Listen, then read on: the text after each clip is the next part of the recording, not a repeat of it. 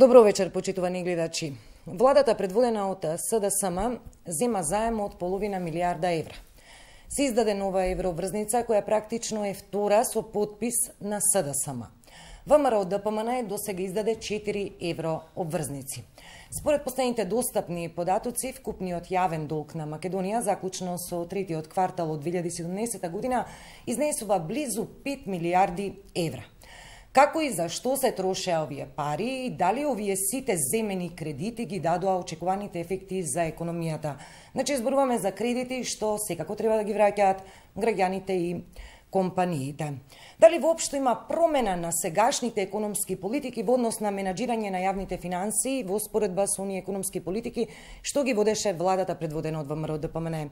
На овие теми вечерва во студиото имам соодветни соговорници, двајца поранешни министри за финансии и двајцата имаат ставено подпис на евроврзница.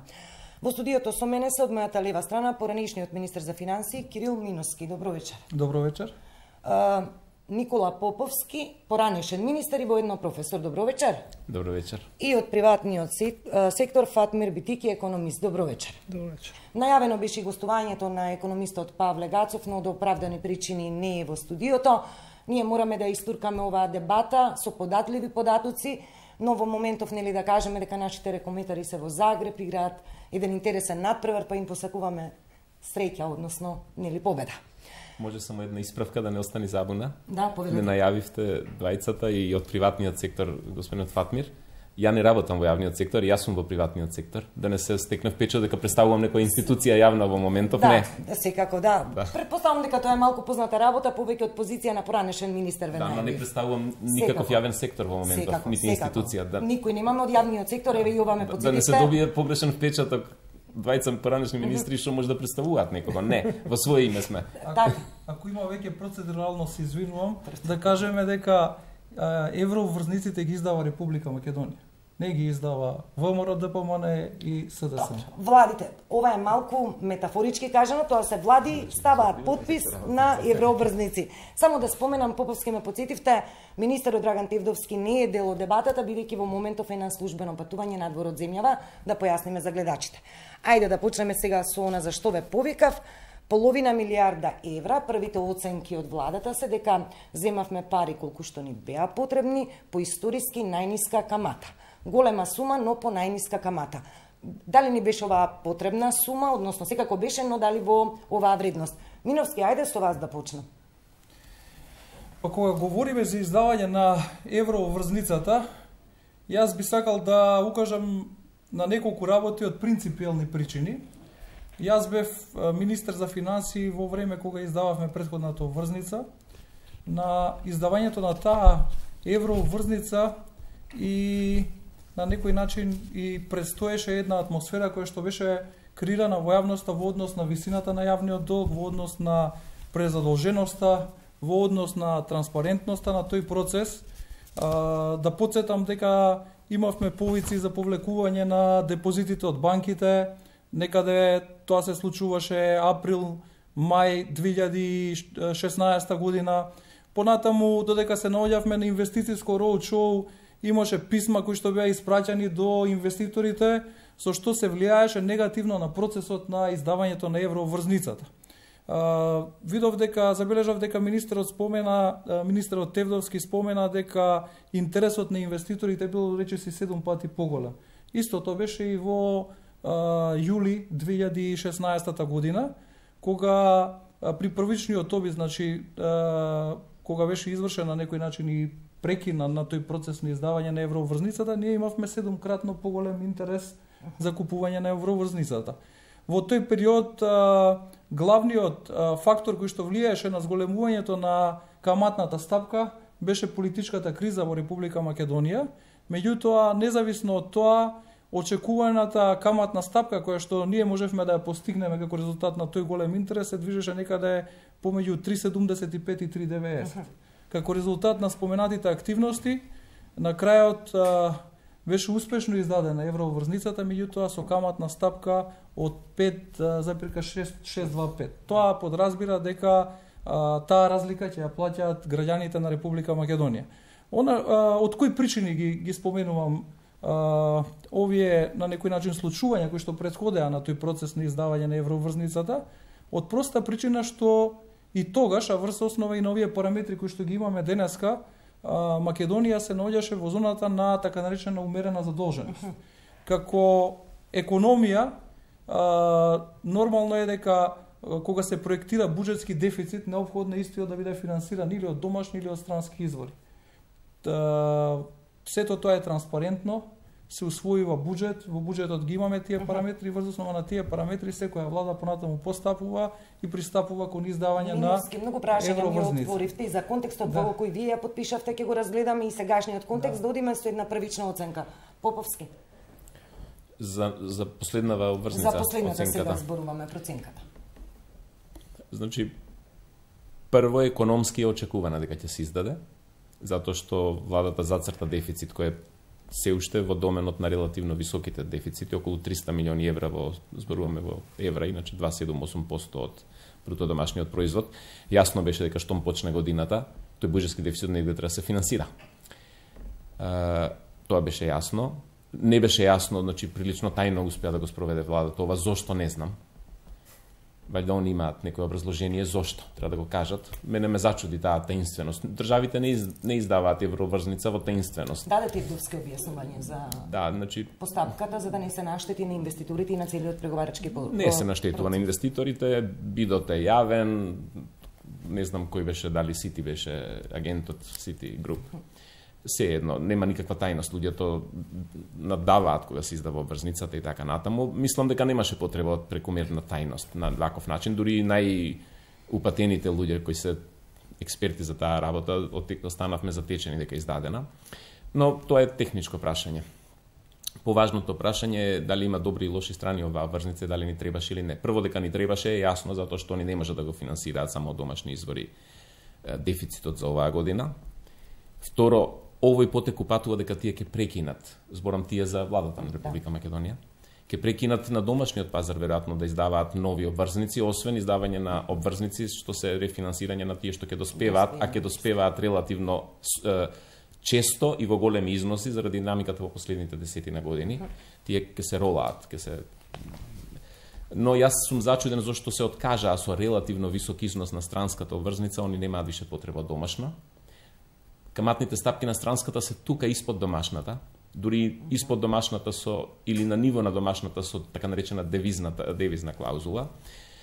Но домашните извори се секогаш подобри, од една едноставна економска причина. Домашните обврзници ги финансирате со даноци. Имате прилив на даноци, ги отплаќате обврзниците.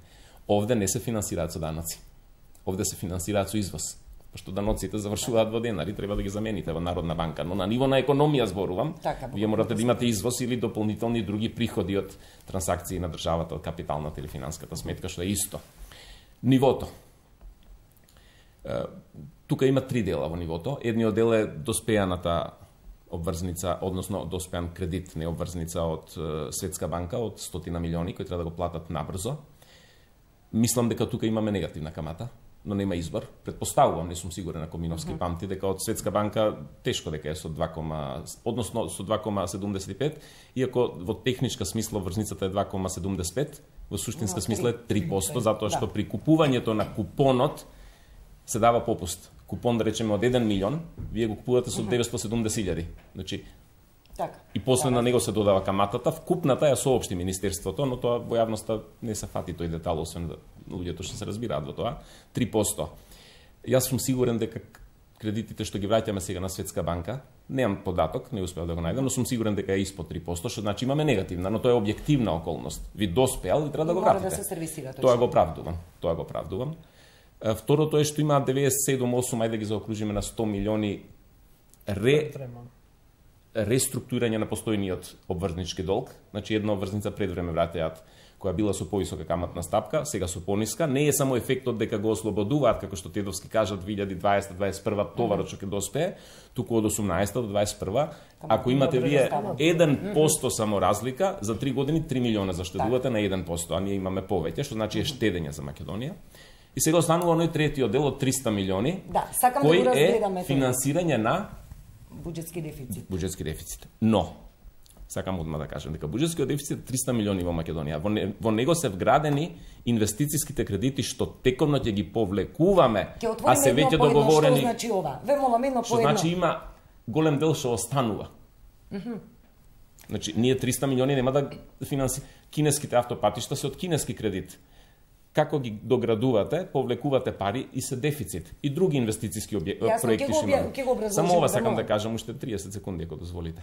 Дека разликата од 300 минус дефицитот што го финансираме со инвестициски кредити постојни од Европска банка, од ако има уште од Светска банка за локална самоуправа, од кинеските кредити треба се минусираат, кои се тие што ќе се потрошат во 18-та, тој износ останува нето за кој државата ќе добие депозит во Народна банка, ќе ги зголеми девизните резерви, но ќе го финансира со 3% годишно. Кој е тој износ, треба да го каже Министерството за финансии. Ако да речеме е 100 милиони, тоа значи во оваа година веднаш губиме 3 милиони евра. Зашто не ни се потребни, треба да го финансираме.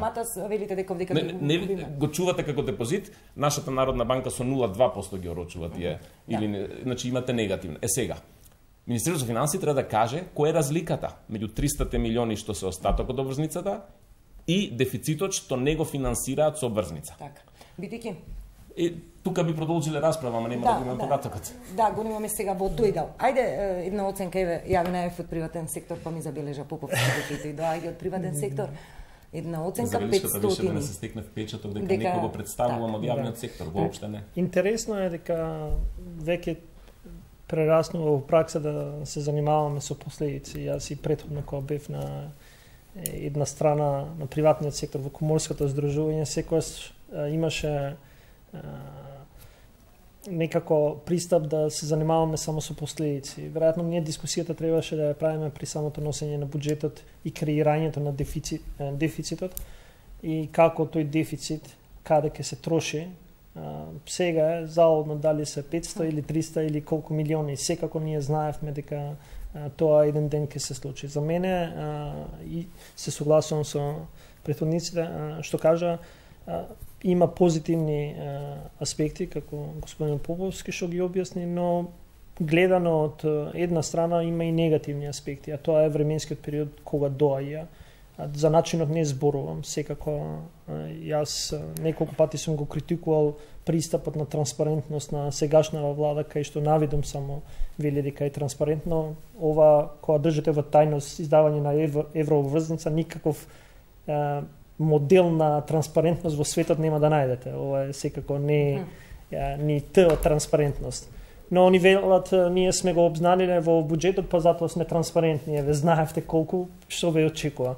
Кога велам во временски период може да се протолкува дека и да даде негативни сигнали, особено на стопанствениците, затоа што се зима многу рано во годината.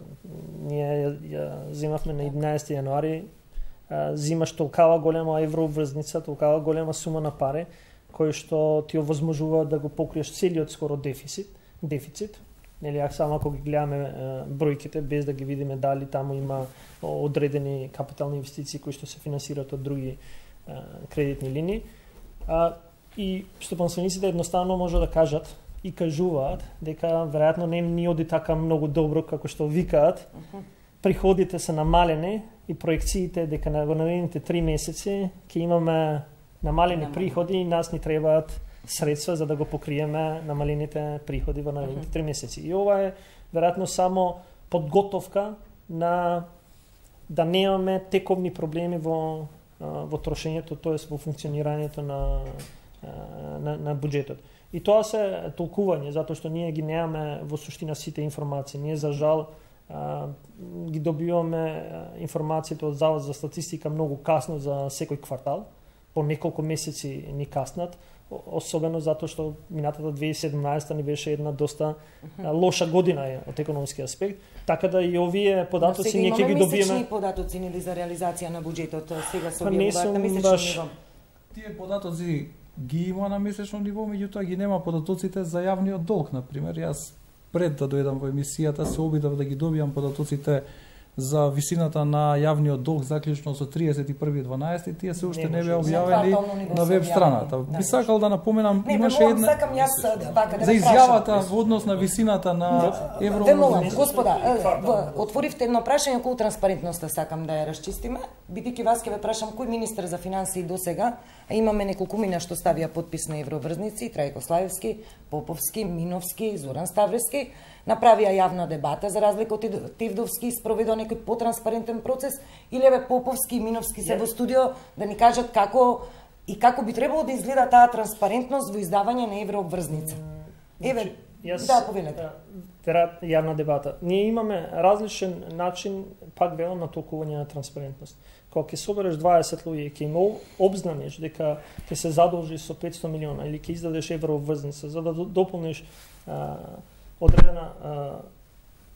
одреден дефицит кој што ти се појавува и само го обзнаниш тоа не е дебата. Добро, ве прашам дали беше издавањето на Миновски и на Поповски транспарентно издадена еврообврзница. И ви на Трајко Славевски ве прашам, професорот и на Зоран Ставревски. Значи, јас со сеопфатна дебата прифаќам ако некој те праша за структурата на трошоците кои што ќе бидат направени и структурата на трошење на таа еврообврзница. Ја не кажувам дека во изминатиот период ние сме имале влади, затоа што тоа не е пристап на еден министер, да се разбереме, тоа е пристап на цела влада. Не сме имале влади кај што концептот на транспарентност и отчетност е врежен во секојдневната работа. Ние сме имале влади во кои што си креирале политика заради одредени своји поставени цели. И ние велиме, значи, веројатно целата дискусија беше затоа што во претходната влада не ни се допаѓа одредени правила на игра, дека сакаме да донесеме одредена влада или да видиме одредена влада која што начелото на транспарентност и отчетност се меѓу примарните начела на работење. Но при тоа да се согледат на вистина што се тие начина на транспарентност и отчетност во најразвиените земји кај што тоа се употребува и кај што граѓаните тоа го прифаќаат. Сега овде имаме некој микс на работи и затоа велам се уште има доста за дебатирање дали и што е направено. Да, Поповски, повелете. Транспарентноста не е пренужна. Но видите што произлегува од нетранспарентноста. Значи ние во буџетот имаме 300 милиони дефицит. Тоа не мора транспарентно да го издаваат како обврзница. Затоа што со носење на буџетот во собранието пратениците изгласале 300 милиони дека се задолжиме. Но каде ја гледам јас потребата од дополнителна транспарентност? Значи Министерството или владата не ни соопшти тие 300 милиони сегрегирано каде се? Инвестициски кредити, колку од домашниот пазар ќе бидат, колку од надворешниот пазар ќе бидат. Значи не соопшти, требаше да соопшти. Требаше да даде на 1 јануари структура на кредитите што ќе ги повлекуваме глобална. Толку од Кина, толку од Светска банка, толку од Европска, какви постојат, не знам во моментов. Разликата ќе ја дополниме со 60% со домашно кредитирање, 40% со странска и на нив ќе дополниме обврзници за обврските што ни доаѓаат од минатите кредити. Тоа се овие 100-200 што доаѓаат до текот на годината или колку да се репрограмираат. И тоа е транспарентност. Сега овој начин на нетранспарентност, односно на ставање пред свршен чин на јавноста, крие во себе никулец, кој јас не ми се допаѓаше кај минатата влада. Они дури и малку потранспарентни беа. Ќе се знаеше дека се издава, но сумата не ја кажуваа. Па одеа за 200-300 дефицит, 500 ќе се задолжеа, па до крај дефицитот ќе станеше 3,5-4 наместо зацртан 3. Сега е проблемот што ваквата нетранспарентност некако дава за право дека вие можете да имате дефицит од 300, но да земете и 800. Кој е критериумот зашто се 500? Требаше да го образложат. Колку од нив ќе останат депозит на Министерството за кој ќе се плаќаме 3% камата и колку тоа ќе чини. Сега вие прашавте за минатата транспарентност. Јас ги знам сите, но професионално ги следам, но не е моје сега да кажувам. Јас ќе кажам за обврзницата што во моје време се издаде. Таа се издаде транспарентно. Иако беа малку условите, нешто друго беше. Значи, прво таа беше прва, ние не постоевме на светскиот пазар на обврзници, значи моравме да го пробиеме ледот. Одевме со транспарентност, се знае дека отидовме на 5-дневно роучоу, точно се знаеше, одиме во Атина, во Франкфурт, во кој центри, Лондон, кој ја издава, дури знаевме за што е целта. Ги репрограмиравме долговите од лондонскиот клуб, кој беа околу 220 милиони долари, и за нив издадовме едно евро обврзница, тие ги сервисиравме со 6,5-7% камата годишна, оваа издадовме со 4,2%, нето разликата беше 3,6 годишно милиони евра, и објавивме дека заштедуваме 36 милиони евра во идните 10 години заради поматнат. И тоа беше целта.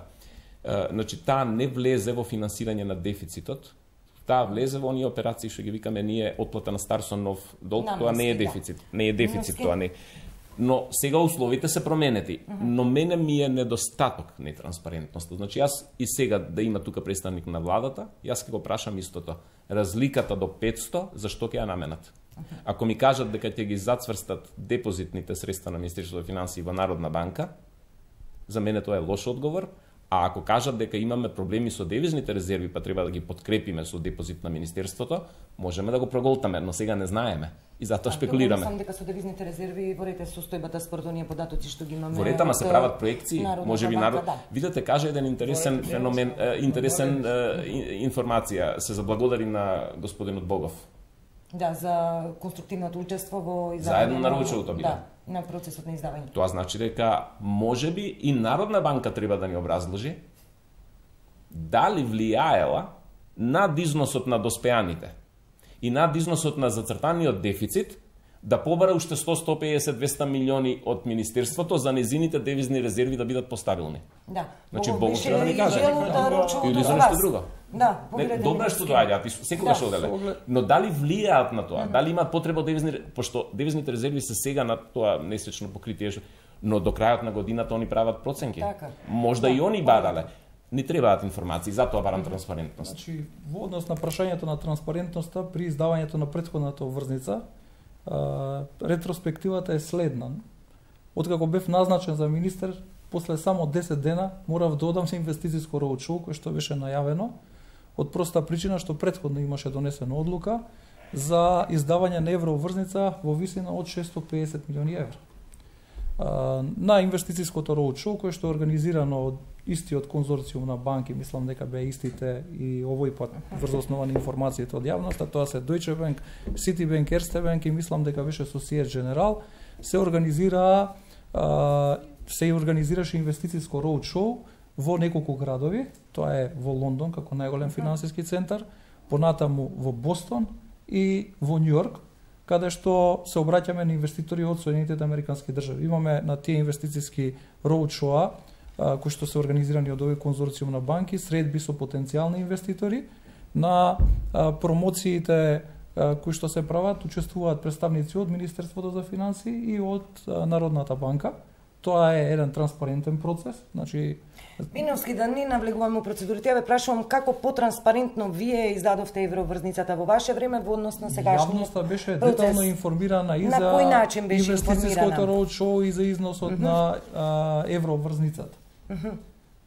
И исто така и за намената за која што ќе биде користена, а тоа беше за финансирање на буџетскиот дефицит во 2016 и во 2017 година. Согласно на она што ние го деклариравме на депозитната сметка во Народна банка на почетокот на 2017 година, значи непосредно и по ние имавме износ на средства, мислам дека беше околу 200 милиони евра, меѓутоа на крајот кога се изврши примопредавањето на средствата кои што беа предадени на сегашната власт беа 228 милиони евра. Тоа е вкупниот износ. Најголем дел од тие средства беа во суштина обезбедени од еврообврзницата која што беше издадена во 2016 година. Тоа значи дека имавме транспарентен процес на трошење на средствата.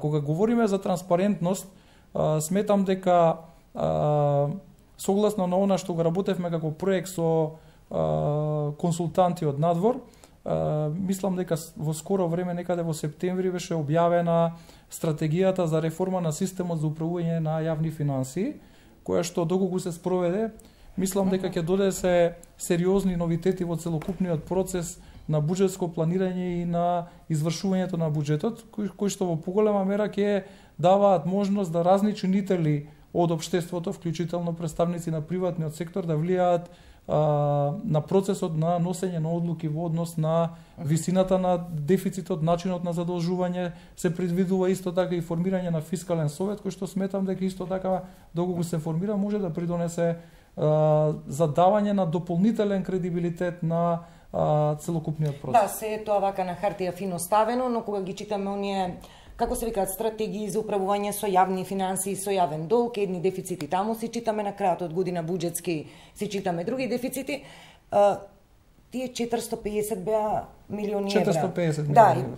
По некоја новинарска проценка тоа беше една од оние обврзници кои што беше издадена во еден сериозно комплексен и комплициран политички контекст, тогаш постоеше техничка влада, мислам. Не постоеше техничка или се уште влада. немаше дополнителен министер за финанси. Не, техничка влада не беше политичка влада. Заврши мандатот на техничката влада и повторно Но имаше беше политичка, требаше некој подпис од дополнителниот заменик министер, не настана да се направи проблеми. никаков подпис и не настанаа никакви проблеми. Процесот беше целосно усогласен со нормативите кои што ги пропишуваат и конзорциумот на банките и правниот Миновски вака сакам да речам, оваа еврообврзница од 450 милиони евра беше издадена во политички пик. Значи имавме криза на со пик политички.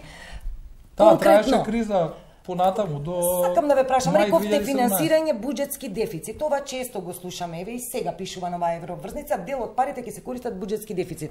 Каде заврши овој заем на кој што вие ставите подпис? Каде заврши заем или каде заврши? За финансирање на што? Буџетот на Република Македонија. Ги имаме ставките во буџетот пред Зашто еве за плати, за повисоки пензии, за што завршија и за тие плати, пари? и за пензии, за капитални инвестиции, за ставки, стоки и услуги. Значи, не, тоа е невозможно да се знае.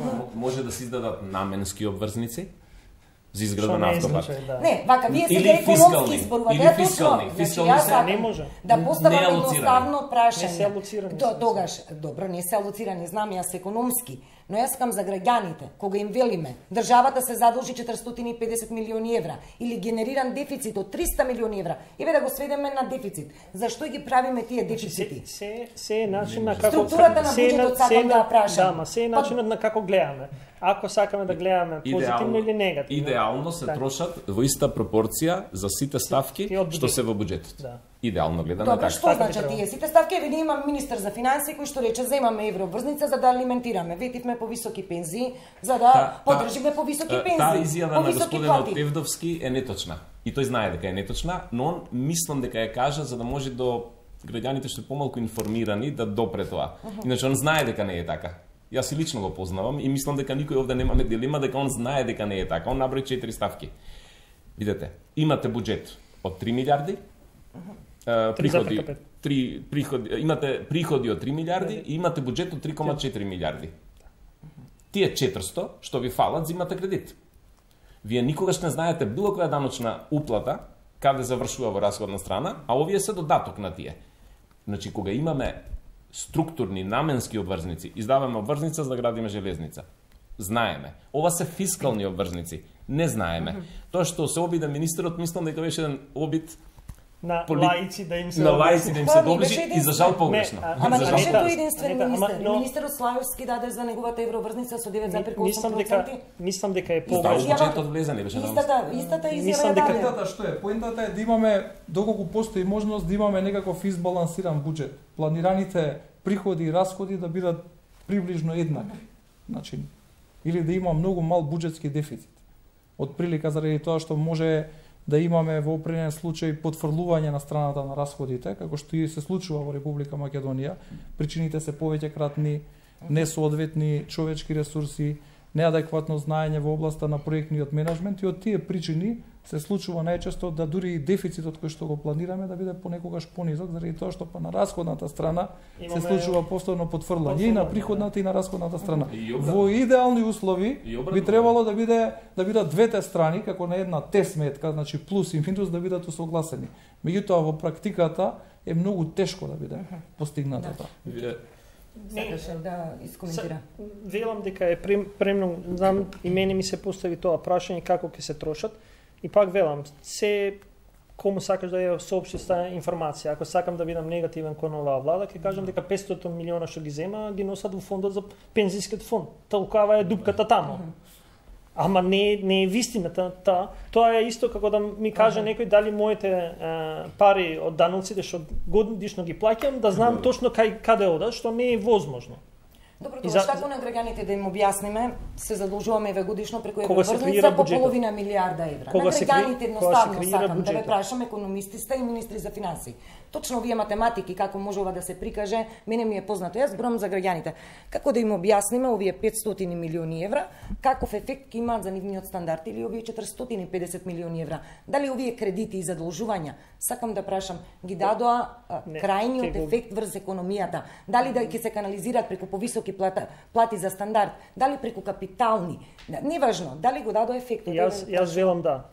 Ке го видиме на средина на годината, да не чекаме еве крај на година, ако оваа влада успее да надмине 60% од капитални инвестиции, кој што е некој репер последниве 10 години на трошење.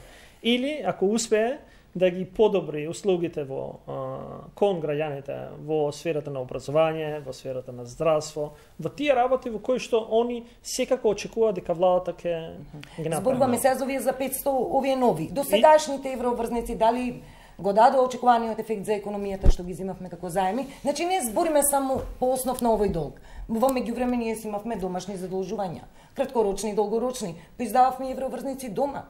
Зимавме харти од вредности дома, продававме. Зимавме спорадично и други кредити. Многу нелагодно прашање. За дома немаме издадено. Имаме едногодишни, сакам да речам, еврообврзници, тие денарски. Обврзници. Ама денарска, а не евро. Добро да обврзници, долгорочни сакам да речам. Нелагодно прашање, дали завршили во економија.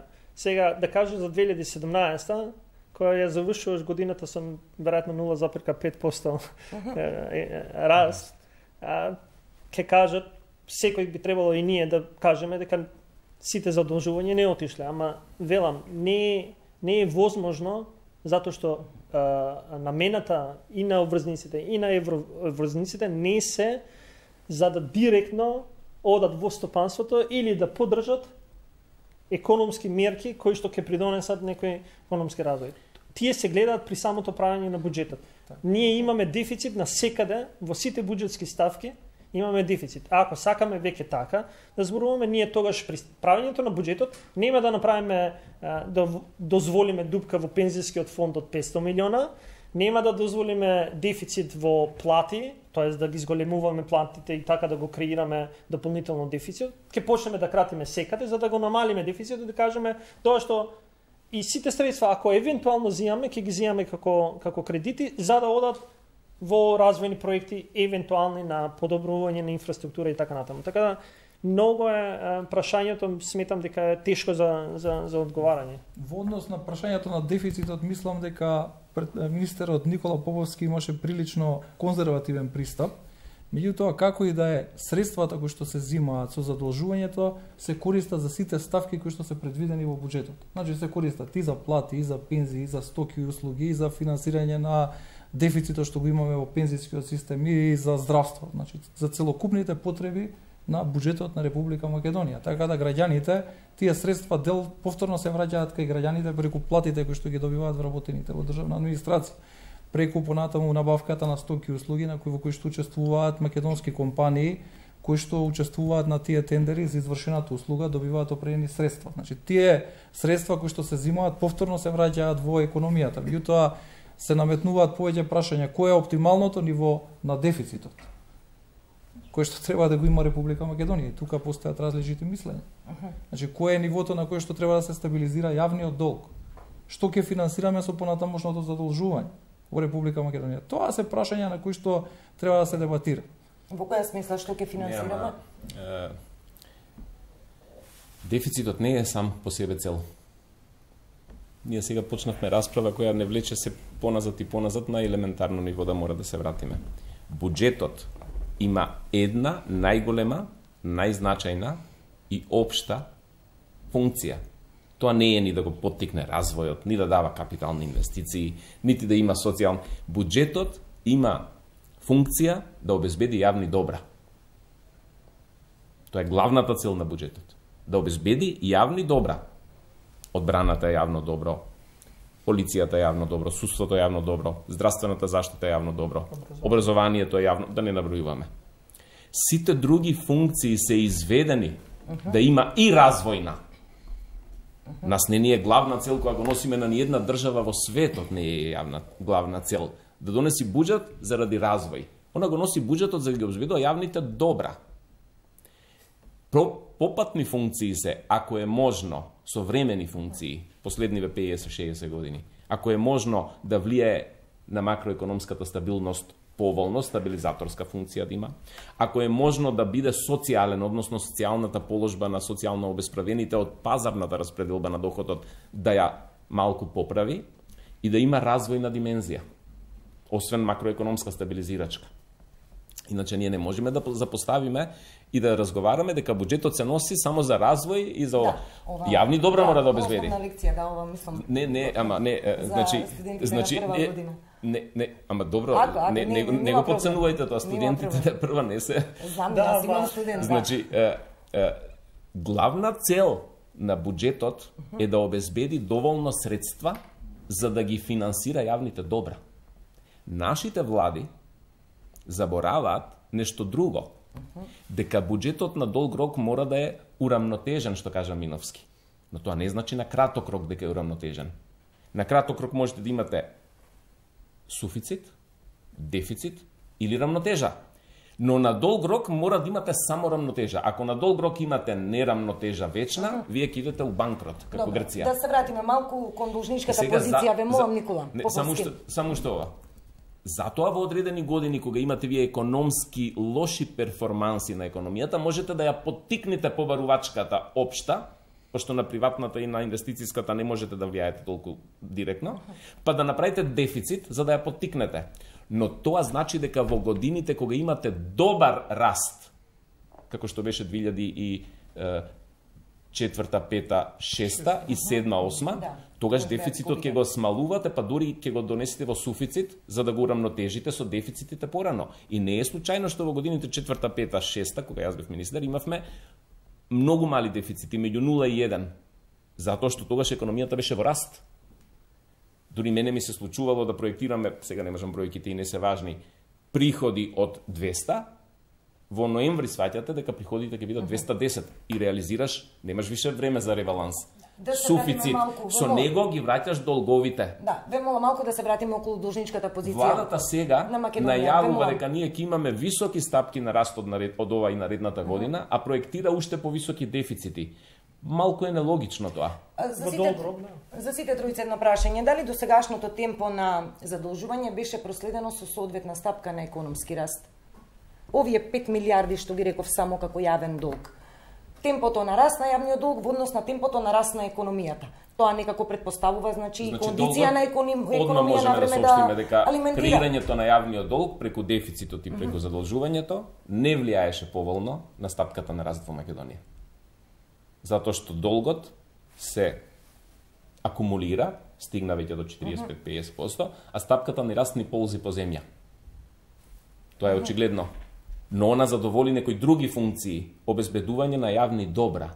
Граѓаните на Македонија на избори постојано одлучуваат да се презадоволени со јавни добра.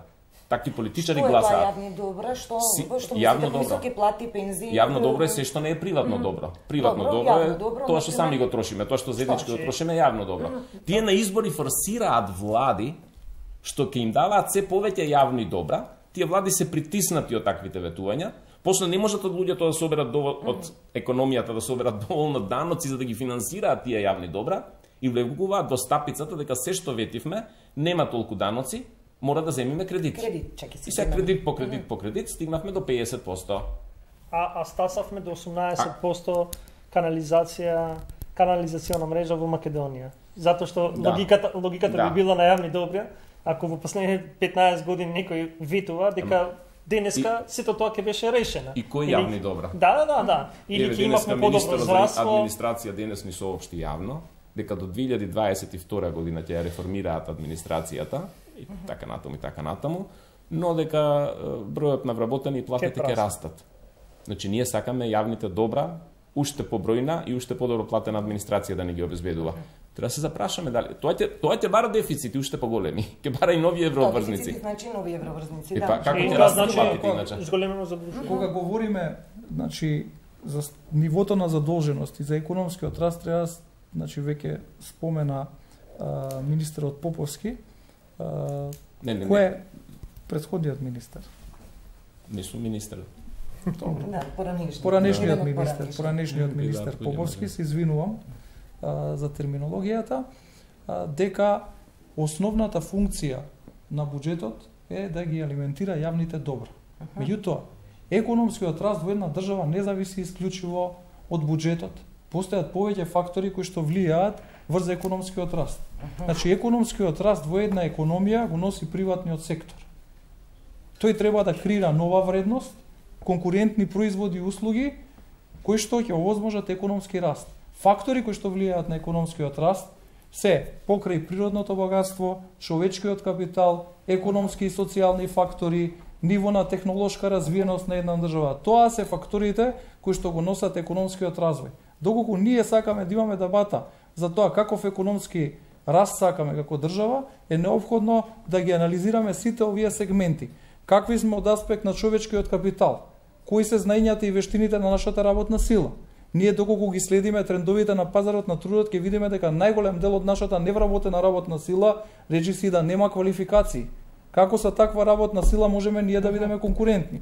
Вториот фактор представува, веќе споменав, природните богатства. Какви природни богатства има Република Македонија? На кој начин тие можеме да ги ставиме во функција на еден економски раст? Понатаму, следниот фактор представува капиталот со кој што располага, во смисла на физички капитал. Каква инфраструктура имаме, какви објекти имаме, какви транспортни коридори поминуваат низ Република Македонија. Четвртиот фактор кој што влијае представува системот на вредности кој што доминира во едно општество. Значи, која е политичката, нивото на политичка развиеност, меѓутоа и системот на вредности кој што постои во едно општество и во една економија. Тоа се фактори на кои што треба да се работи и кои што треба да донесат економски раст. И тоа е дебата која што ние треба да ја отвориме. Бидејќи бевте дел од една комора, често слушавме таму, приватниот сектор треба да има фер и добри услови за бизнис клима, за да придонесе и тој што вели поранешниот министер за економскиот раст. Колку приватниот сектор сам по себе може да придонесе за економски раст во констелација еви во некој минато во кој што имавме притиснати фирми од инспекции, државата беше најголем работодавач преку тендери, преку јавни огласи, па имавме министри што се фалеа со нови вработувања и изголемување на број на администрација која што требаше да алиментира приватниот сектор, па имавме едни политики на фаворизирање на странски фирми кон домашни, значи се тоа го зборувам како политика што беше менаџирана од владата, како влада. Јас не знам дали би требало да зборувам како беше. Веројатно тогаш доволно укажувавме барам во комората во која што јас бев присутен, доста укажувавме на погрешните политики, но и тогаш и сега истото го велам, а тоа е дека владата е тука да креира и да овозможува полно обкружување за стопанството да дава позитивни резултати.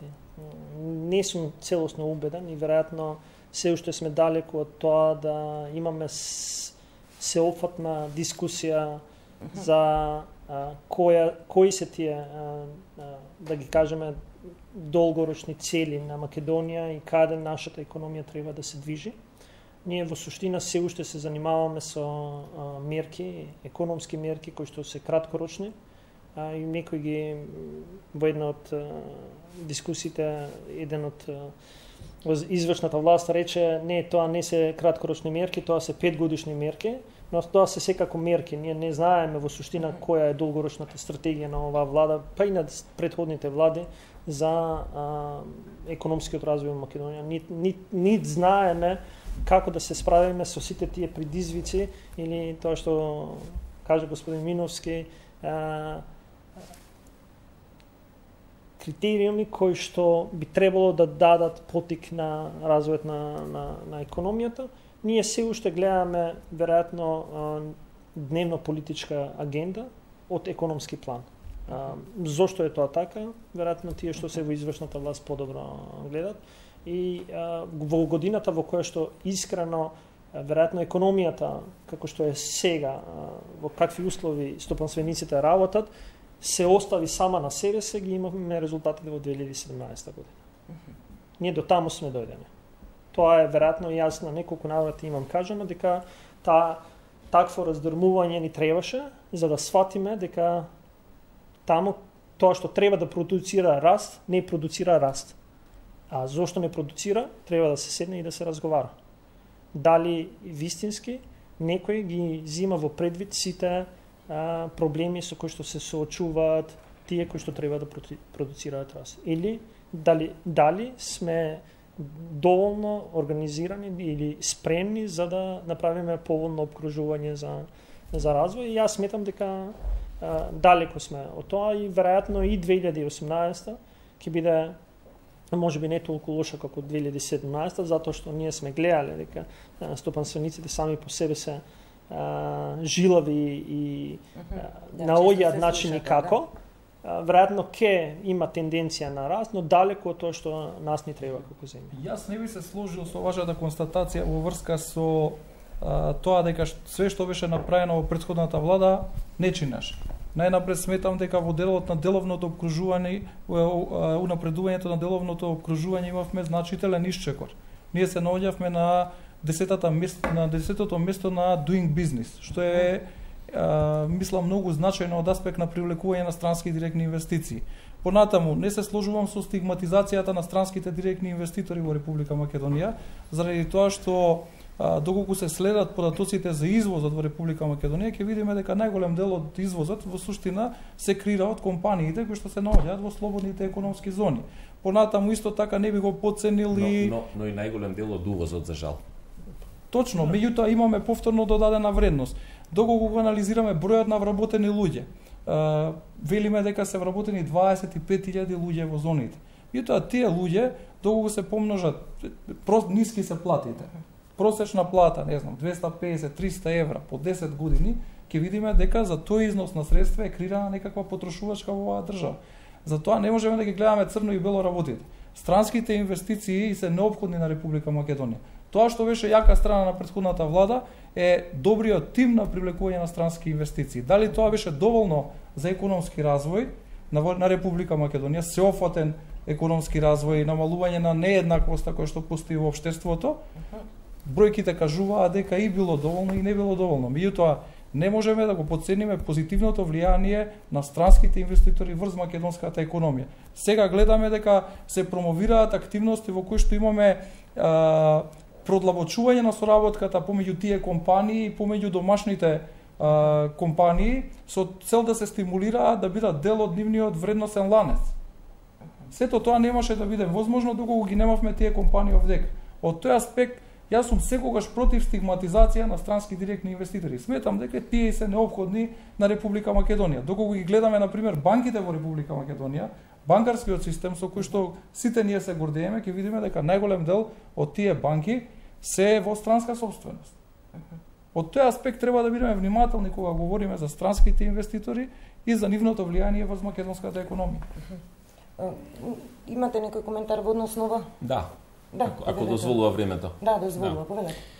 Значи, слушајќи го сега колегата Миновски, јас повторно сакам да кажам нешто што произлегува. Главниот проблем на македонската економска политика, и макроекономска, и микроекономска што ја води владата, е што ние во суштина длабоко не веруваме во пазарот, во пазарниот механизам. Значи, тоа што јас мислам дека на Македонија многу и недостасува е ослободувањето на пазарниот механизам. Ние водиме политика во која постојано сакаме државата да е се, да обезбеди јавни добра. Што повеќе? Кога приватниот сектор обезбедува приватни добра и води собствен бизнис, да го субвенционираме максимум што може. Ние имаме цели не фирми, дејности што се високо субвенционирани. Директно, како на пример земјоделието, како на пример целата странските директни инвестиции како сектор, тие се субвенционирани со механизмот на државна помош.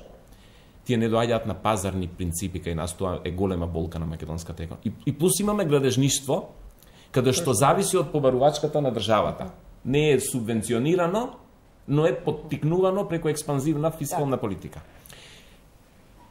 Многу повеќе треба да водиме сметка да создадеме амбиент во кој пазарот сам ќе ги решава проблемите. Но ние не го создаваме, го потиснуваме. За мене странските, ќе дозволи господинот Миновски, не сакам да разговарам оваа влада, пред предходната, да се изменивме многу влади во Македонија. Политиките. Мене политиките на странски директни инвестиции во Македонија не ми се допаѓаат. Не ги врзувам ни со Груевски, не е битно тоа, така. Нека ги врзуваат тие што се актуелна политика. Концептот, ние имаме податоци сега веќе обелоденети, дека државните фондови се главното финансирачко ткиво на нивното даѓање во Македонија. Бесплатни природни ресурси, градежно земјиште по 1 евро и така натаму. Да. Тоа е субвенционирање на даноците. Во економска смисла ослободување од данок е исто како да му речете плати данок, а јас на крајот од државата ќе ти дам субвенција во износ на данок. И така треба да се пресметува. Економистите така пресметуваат. Или директни субвенции за изградба на физичкиот капитал, нивни, особено салите и така натаму. Тоа нето ги намалува резултатите на странските директни инвестиции. Инаку податокот во светот знаете како е за странските. Прво 4/5 од странските директни инвестиции во светот се на релација во земјите членки на ОЕЦД, а тие се само 30 од 200 држави во светот. Знаете каде се најмногу странските директни инвестиции на Америка? Во Европска унија и во Јапонија. А знаете каде се јапонските најмногу? Во Америка и во Европска унија. А знаете каде се од Европска унија најмногу? Без нивното внатрешно. Во Америка и во Јапонија. Тие пливаат во просторот меѓу трите најразвиени региони, овој Источна Азија, Пацифик. Значи, не заради субвенциите не одат таму. Одат заради некои други економски критериуми. Добар пазар функционира. Ме разбирате? Да. Гледате што направи Трамп, например, во последниве кога дојде Трамп на власт, без разлика сега на ова дали е расист, актуелниве дебати денешни. Значи, јас со неговата економска политика горе-доле не се согласувам. Но Трамп кога дојде Dow Jones индексот беше некаде на испод 20.000. Стигна 20.000, сите се воодушевија, он твиташе секој, па на 21 твиташе, па на 23 твиташе, денеска е близко до 26.000, историски највисок, и уште оди нагоре. Зошто оди нагоре, знаете? Зашто он просечниот корпоративен данок во Америка од 35 го спушти на 20 сега од 1 јануари. Да. Знаете што значи тоа? Ајде да појаснам вака само. Тоа е деловна клима. Мораме да повикаме реклами. Ако јас инвестирам во Америка и заработам од моите обврзници од акции од 110, да речеме. Со намалувањето на данокот од 35 на 20, на компанијата остануваат уште 15. Од тие 15, моите 10, можеби уште 5 ке земат, ако 10 те ги инвестира компанијата. Тоа ќе стане сега правосмукалка за странски директни инвестиции. Мислите им дава субвенции Америка? Никакви. Само има клима на сигурност и така. Овдека мораме да направиме пауза, повикувам реклами почитувани и поодиме кон последните минути од дебатата.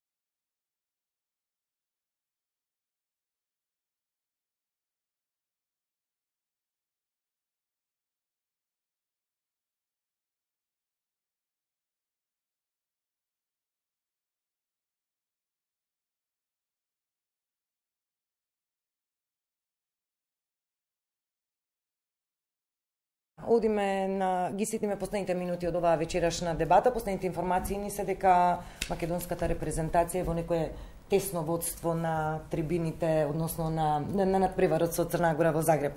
На крајот од дебатата сакам да прашам оно што е актуелно и што ќе го предизвика вниманието оваа година е најавената јавна дебата околу можна промена на даночниот модел, односно да се интервенира во персоналецот. Дали имаме услови, дали е потребно да се чепка сега во даночниот концепт? Еден од основните стимули за економскиот раст е предвидливото деловно обкружување. Од тој аспект, како дел и од економската филозофија која што ја поддржувам јас, тоа е либералната, десната, сметам дека не е неопходно да се интервенира во делот на доноците. Сметам дека треба да се продолжи со оваа политика на ниски даноци, на овој степен на економски раст на Република Македонија. Неопходно е да се направат упрени промени во управата за јавни приходи, да се подобри системот на прибирање на даноци и сметам дека државата ќе може да ги алиментира своите потреби од даноците кои што ќе ги прибере. Значи со соодветна реформа, со воведување во управата за јавни приходи, понатаму во царинската управа, преку воведување на системи за управување со ризици, каде што фирмите ќе бидат класифицирани врз основа на степенот на нивната ризичност, ќе се подобри системот на платата на даноците и нема да постои потреба, нема да биде неопходно да се зголемува износот на даноците. Исто така и во делот на придонесите, врз основа на една анализа, на една процена која што во моје време додека ја бев директор на управата за јавни приходи беше направена со поддршка на експерти од Меѓународниот монетарен фонд, се направи така наречен TADAT асесмент или оценка на нивото на развиеност на управата за јавни приходи. Врз основа на таа процена неопходно е да се направат соодветни реформи и сметам дека тие реформи и со постоечките даноци ќе дадат импулс за понатамошниот економски. Но не сте за интервенција и промена на сегашните стапки и концептот на равен данок. Поповски. Па јас имам малку различно мислење од изнесеното на Миновски. Прво, Македонија релативно мал дел од бруто домашниот производ зафаќа за даноци. Нашиот сегашен просек, каде што не го рачунаме дефицитот во јавните троши, тоа не е зафаќање од даноци, нели? Ние отприлика 32-34% од БДП зафаќаме преку сите видови на даноци, локални, централни и придонеси се заедно. Европската унија е на 40%, еврозоната е на 41%. Значи имаме 10 отприлика процентни, 9-10% поени, што е многу високо. Јапонија и Америка се по-доле, но внимавајте, Америка има приватен здравствен систем. Добро. Значи сметам дека даночниот систем треба да се интервенира, да. Директните даноци треба да се прогресираат и да се зголемат. Ние на двата сме во моментов со 10% и мислам дека е тоа прениска стапка. Значи треба да се придвижат нагоре, внимателно, споро, но сигурно. Малце понагоре и да се прогресираат. Значи од 10 нагоре и во мрднувањето нагоре малце прогресивна стапка да се воведе. Дали прво кај персоналниот, како што владата, или тоа е веќе техничко прашање, но мислам дека треба даночниот систем да ни се помести не кај индиректни, кај директните даноци нагоре. Сега нема време очигледно за деталите, да. Персоналниот и данокот на добивка. И добивка. А да не се допираат акцизата и ДДВ-то, со тоа што акцизите треба да се поместуваат се уште кај некои производи и по Европската унија и кај нас, кај цигари, кај алкохолот, уште имаат простор. И таму треба да се притисне до крај, додека има можност. Витики, моделот на даноците. Ова испадна интересно, тие што се седнати на лева страната се десничари, овие што се седнати на десна страна се левичари. Ја идеолошки велам дека да, веројатно нема трето, тоа е светот. Да, само страните сме ги погрешили. Ми треба промена на даночна политика, но ја пред тоа секој сум таков да кажувам дали имаме доволно анализа и доволно познавање, тоест дебата што ќе донесе промената на даночната политика. Кој е ефектот на промената на даночната политика? На крај да не испаднеме дека зголемуваме акцизата, ќе добиеме 30 милиони зголемени и имаше 3 месеци дебата околу 30 милиони, а ние имаме 300 милиони дефицит. Така да вероятно е сулудно таква дискусија. И овде тоа ми недостига, се уште не ја гледам и искрено не можам да се согласам со дискусија дека кога на Македонија човечкиот капитал е еден од најважниот капитал и веројатно се ослонуваме на човечкиот капитал, да зборуваме од една страна за зголемување на плати, од друга страна за зголемување на данъчна политика и составање на некаков праг на некакви се смешни 60.000 денари, како што беше најавата на оваа влада, без никаква дебата што тоа значи. Јас од сега велам дека ние нема да имаме млади во Македонија кои што ќе прифатат да работат за луксус од 1000 евра плата.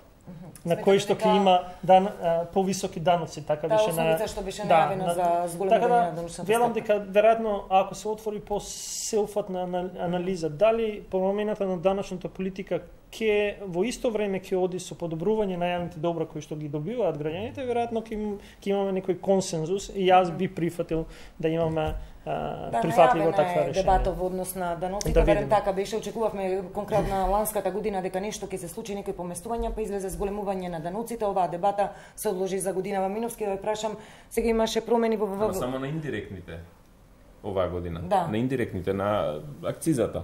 Да, за стартувавме, најавија нема. Најавија дека нема да има, но се отвара оваа година дебата веќе за на индиректните има. Веројатно управата за јавни приходи веќе ги подсетува сите дека кои што имале дополнителни приходи во 2017 за ДДВ обврзници затоа што им требаат и од тоа, така да и од тоа е индиректен данос. Да, мора да ги собере парите што се необходни на државата. Да, и само на физичките лица останало.